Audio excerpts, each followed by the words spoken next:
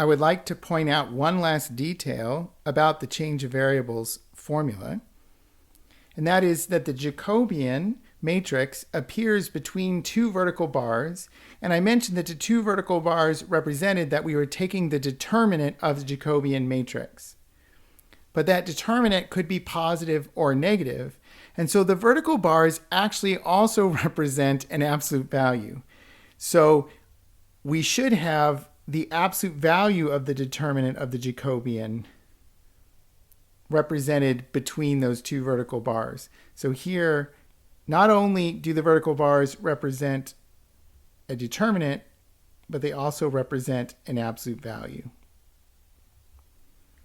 Now we are going to move on to some examples of general change of variables. And these examples will correspond to the transformations in the plane that I showed earlier. But we're also going to relate these examples to some changes of variables that we have encountered in previous videos. So in these examples, I want to find the determinant of the Jacobian for each of the following transformations, and then I'm going to rewrite that double integral in R, f of xy dx dy, in the alternative coordinates.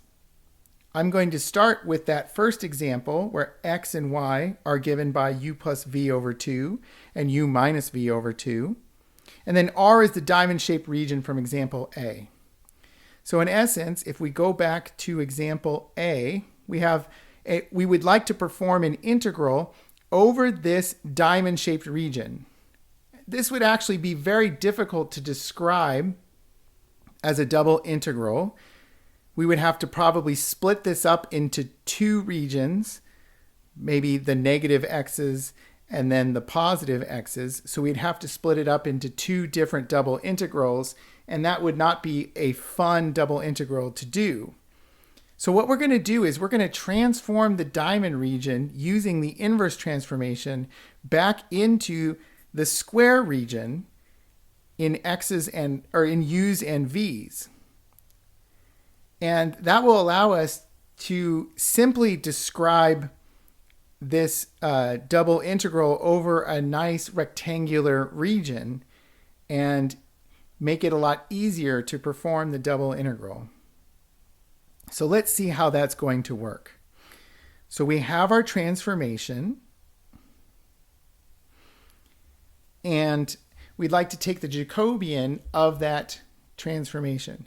So the Jacobian of the transformation is going to be the derivative of u plus v over 2. So x is u plus v over 2, and we're going to take the derivative of that with respect to u and get 1/2.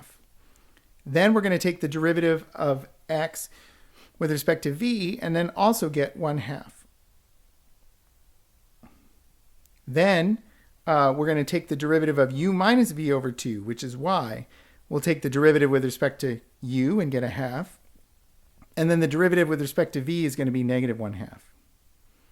So in this instance, the determinant of the Jacobian is going to be 1/2 times minus 1/2 minus 1/2 times 1/2. And that's going to be negative 1/4. And you can see that that determinant is negative, so we're going to take the absolute value of that determinant, and we're going to get 1/4. Sorry, this is in fact 1/2.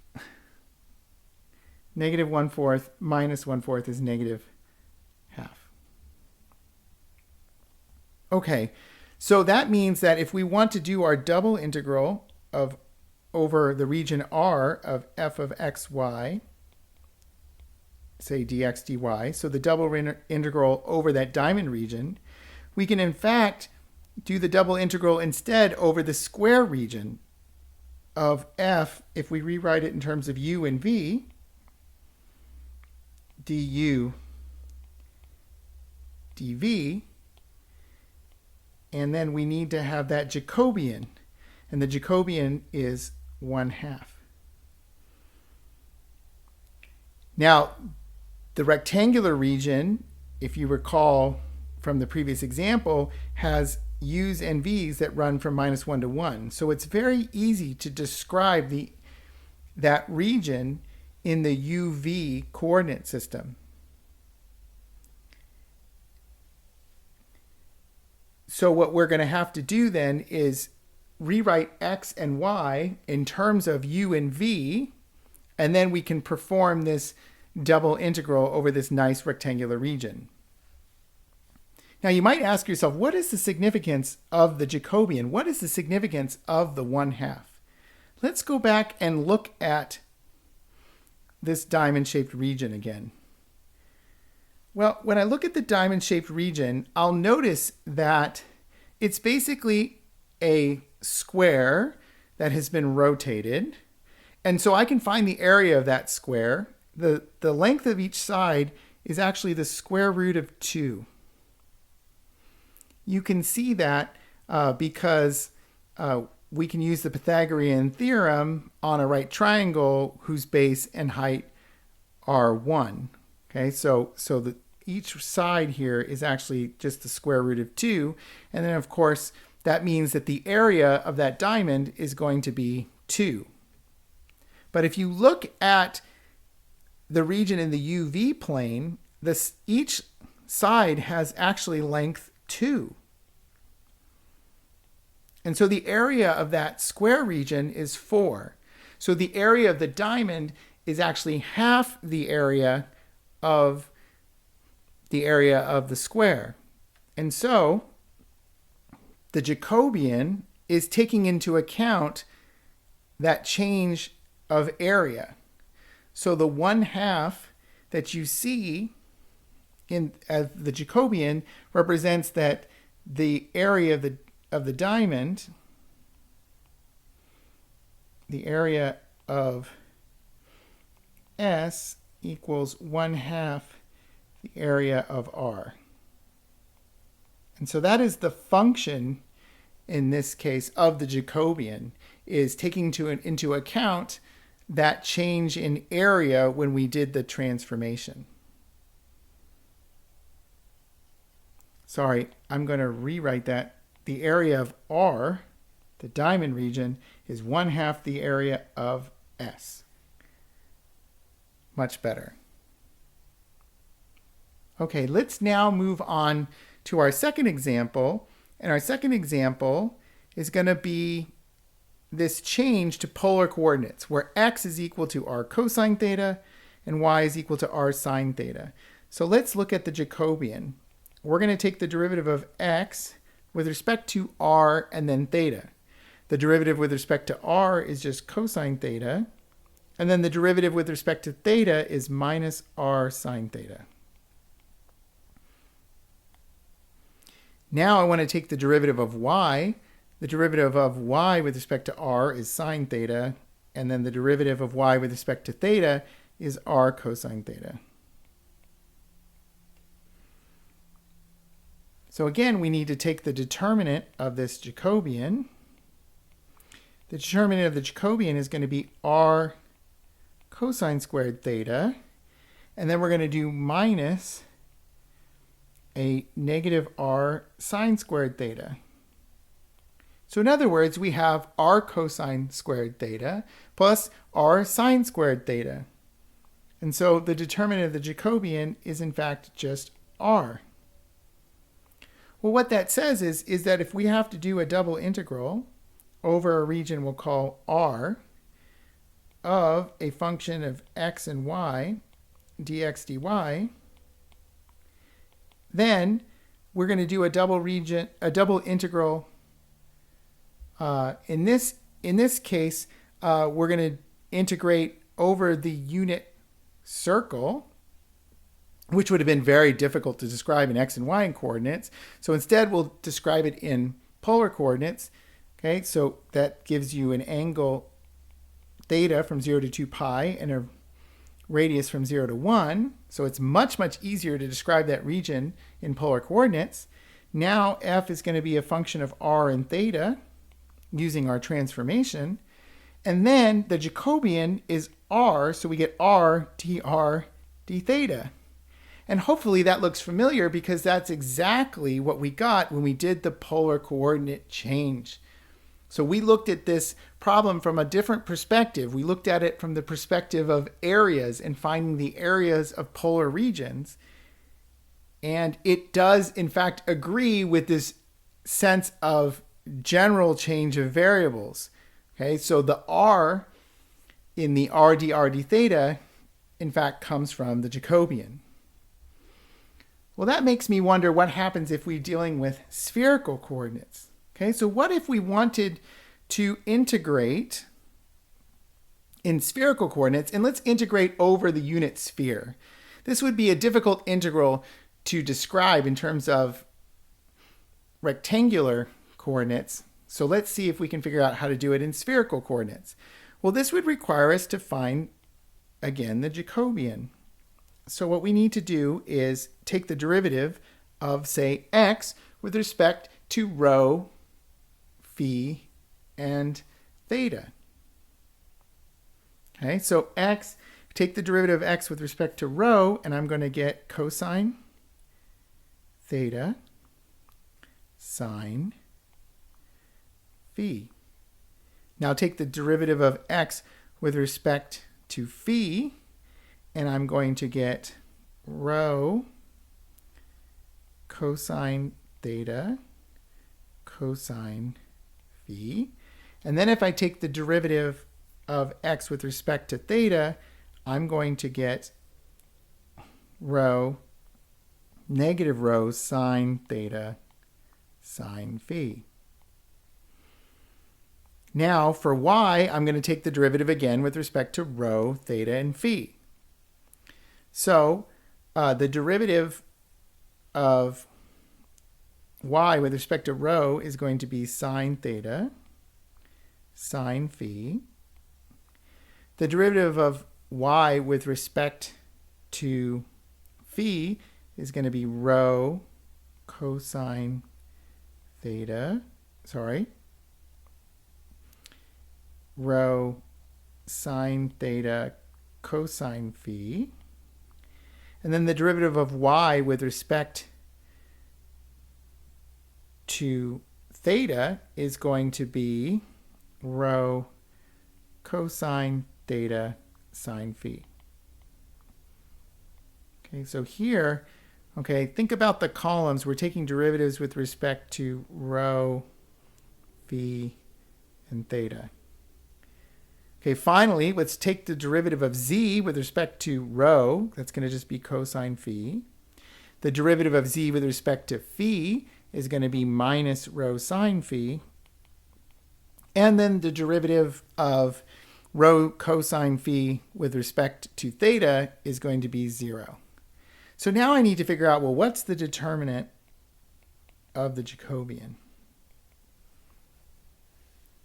Well, the determinant of the Jacobian is going to be cosine theta sine phi, okay, times the determinant of this matrix. Okay, so the determinant of that matrix is going to be just a positive rho cosine theta sine squared phi.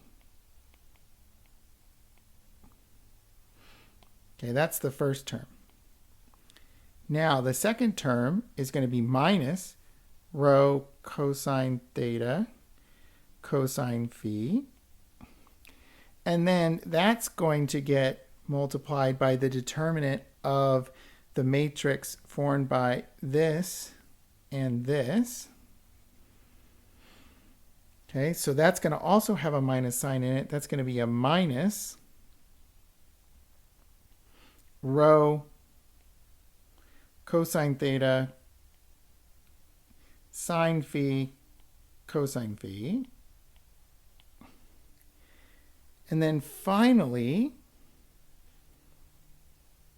we're going to have to look at minus rho sine theta sine phi times the determinant of this matrix. Okay, that determinant is going to be negative rho sine theta sine squared phi. And then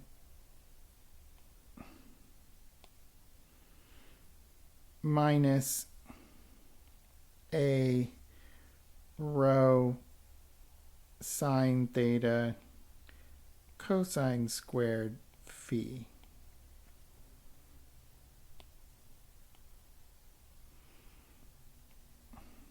Okay, let's see if we can simplify some things.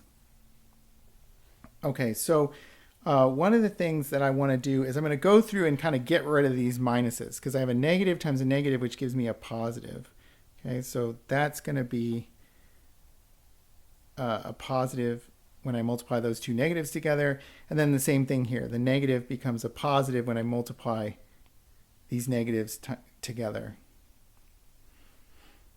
And then another thing that I want to notice is that every term has a row in it.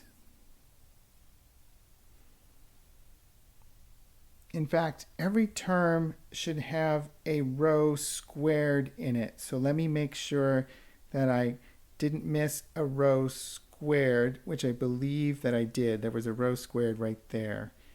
And then now I believe all the terms have a row squared in it. So every term has a row squared in it. So I'm going to actually just take out a row squared. And then I want to look at the first two terms.